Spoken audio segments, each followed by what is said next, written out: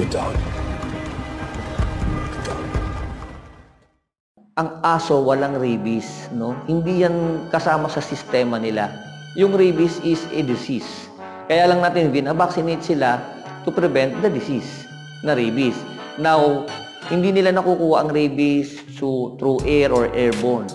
No, kailangan ng kagatin sila ng isang infected dog ng rabies or hindi man dog, vampire bat, raccoon, or any form of mammal who has this rabies. No, kung kinagat sila niyan at hindi natin na-address na nakagat pala siya, magde-develop sa kanilang system yon until umakyat sa utak hanggang yun na, makikita mo naglalaway na sila. Kung dalawang klase lang naman ng ating rabies, kung nagka-rabies ka na kahit sa tao, two forms of rabies, yung isang furious at saka isang dumb. Yung dumb yung parang ganun lang, yung furious naman yung matapang, nalilisik ang mata. Well, the dumb form yun ang delikado kasi akala mo walang rabies kasi dumb nga siya. Nakaganon lang siya pero tumutulo yung pala rabid na. Kaya naman tumutulo ang laway ng isang rabid dog and even to human, nagkakameron ng paralysis of the pharynx. At ang manifestation niya parang aso. Nalilisik ang mata, nagwawala.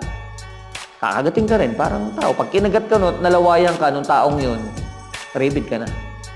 Meron akong I had this friend of mine, katabi namin. Hindi ko akalaing mamatay siya sa rabies. At ako personal kong na-experience na ang tagal ko ng bet, ganun pa ang rabies. Pag tinamaan, kinagat siya ng aso. Gurlis lang, parang hindi siya bite wound, talagang kamot lang. Then after 6 time, nag-develop yon kasi bumabaha, namaga, nagnana muna. Nagpapacheck siya sa mga doktor. Then after the check-up, babalik sa doktor. Sinabi sa akin ng doktor, hindi ma-detect, wala raw akong sakit. Ako nakakaramdam eh. The problem is, hindi niya na yung history.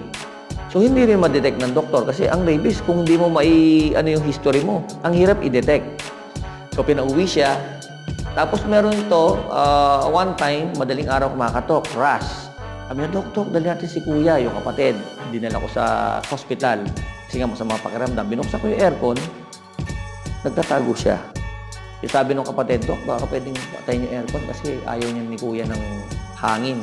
Kasi total madaling araw, buksan na lang natin yung mga bintana, natural air tayo. Ayaw pa rin. Ano ba ang sakit talaga nito? So, iniwan ko siya sa Jose Reyes. Then, after Jose Reyes, na-detect siya, inilipat siya kagad sa, meron silang, tingin nila, rabid victim ito eh.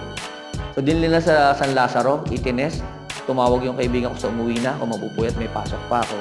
Sinabi nila, Dok, yung kaibigan niyo, 72 hours na lang. So, na-detect rabid pala. Ang rabies, wala pang nakasurvive. Sa cancer, any forms of disease natin, may miracle, may sumurvive. But in rabies, until now, ilang taon na ako, wala pa ako nakitang nabuhay na tinamaan ng rabies. Once you have this kind of disease, you had this rabies, mamamatay ka in 72 hours. Depende. Kasi tatravel na yan sa utak. Once na nag-travel sa utak, irreversible. Hindi na siya nagagamot. Kahit vaksinan ka na, wala na po. Late na yon. Talagang hihintayin mo na lang mamatay ka. Yeah. This is another story about dogs. What a dog that don't pee on trees.